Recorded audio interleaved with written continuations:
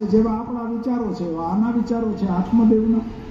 જરીક મુશ્કેલી આવી એટલે દોડાદોડી, જરીક મુશ્કેલી આવી એટલે નબળા વિચારો. આ આપણા બધાનો સ્વભાવ છે.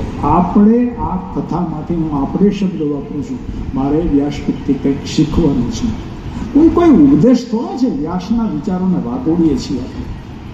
તો આત્મદેવે મહાત્માને પૂછ્યું, બાપજી તમારી પાસે કોઈ ઉપાય કે અમારે ત્યાં ક્ષમતા થાય? અને મહાઆત્મા કોને કહેવાય? જે પોતાના આત્માને ઉર્ધ્વગતિ ઊંચે લઈ જાય છે, આત્માને શણગારે છે, એનું નામ મહાત્મા. નબળા વિચારોથી પરે થઈ જાય અને ભગવાનના વિચારો કરે છે એ મહાત્મા. એની પાસે વિચારોનું બહાતું હતું. એને આત્મદેવને સમજાયું. આત્મદેવ જો એક વાત સમજી, સંતતિ અને સંપત્તિ એ કર્મનું ફળ છે.